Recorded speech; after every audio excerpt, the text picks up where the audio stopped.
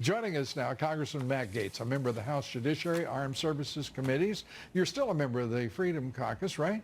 That's right, Lou. Well, and the Freedom Caucus stood with the president, but your leaders didn't. They all voted. I mean, every one of the Republican conference's leaders joined in with the Democrats. What is going on in your party? I mean, this is bringing back the stench of the Paul Ryan years.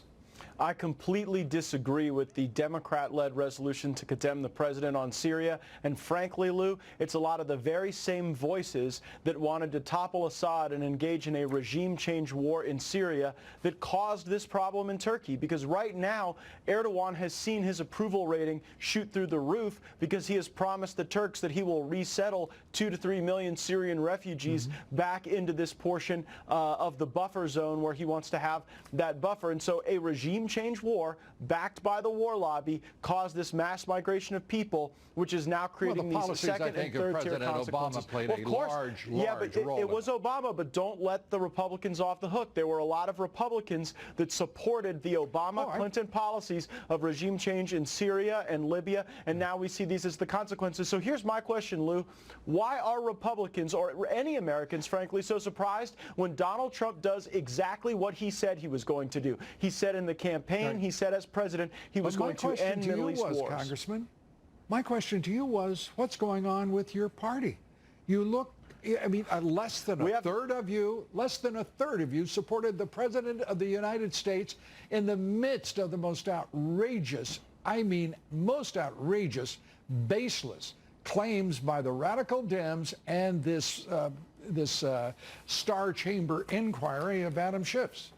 Far too many Republicans believe that it's courageous to support U.S. deployment of forces everywhere, regardless of who the president is. Congressman, they're settling in with the military-industrial complex of this country. Not. I agree. They're sold out 100%. They are, but see, that's not courage. Real courage is standing up to the special interests. It's standing up to the war lobby and the armchair generals who believe that we ought to be engaged everywhere. I said it on the floor of the House of Representatives, but you know what's ridiculous, Lou? They divided the time and debate on this resolution between Republicans and Democrats, and only Tom Reed and I from New York spoke against this resolution. Only 2 members of Congress spoke against this resolution against the President of the United States. It is a bad thing for Republicans to look like we are more in love with the war lobby and the military-industrial complex than the policies pursued by this president that are yielding, I think, better outcomes for our country. We have to put America first in our foreign policy. That's what the president's doing, and frankly, my Republican colleagues should do the same.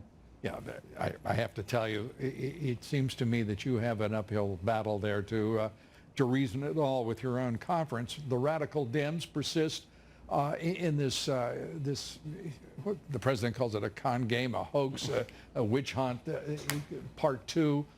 This is asinine, and yet we're seeing a third of the conference, less than a third, side with the president on this most important issue. Keeping a campaign promise, as you point out, and doing the right thing, getting 1,000 of our troops out of a place they should never have been. Yeah, Donald Trump will be the first president to end a Middle East war since George Bush the first. I mean, we are finally ending a Middle East war, and I think that's something that could pave the way to more foreign policy progress. I hope this isn't the first forever war that Donald Trump ends. Well, or the last. The issue being here now, what will where is this party going to go? Citing as if this is a game with the radical Dems on this issue, that they accuse the president of being rash in his judgment, and then they side with the Dems on this. The Republicans look like bloody, damn, cowardly fools. Well, and Republicans also, unfortunately, are casting themselves as people who will be, the kind of invade everyone, invite everyone party. I mean, I wish we were more focused on the U.S. border with Mexico than on Turkey's border with Syria, than on Saudi Arabia's border with Yemen or Iraq's border with Iran. The president is focused. Absolutely, but the Republican Party and half needs of your to follow conference him. Won't line up with him. It's shameful. We ought to. We ought to understand that real strength for our country means resilience at home, a more protected homeland, a restored manufacturing base, and prioritizing our border over borders that are 7,000 miles away from Americans. Without you, without other members of the Freedom Caucus, this president stands alone amongst those in the Republican Party who are going to be running for re-election. 197 of you running for re-election in the House next year, and 2/3 are siding with Democrats.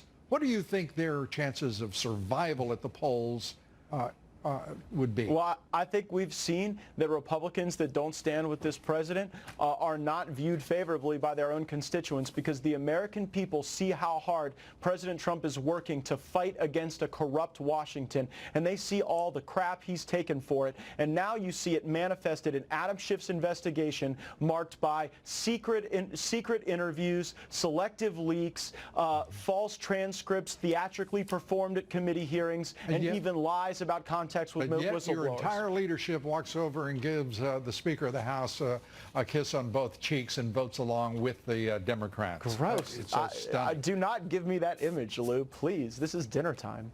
Congressman, thanks for being with us. Thank Appreciate you. it. Congressman Matt Gaetz.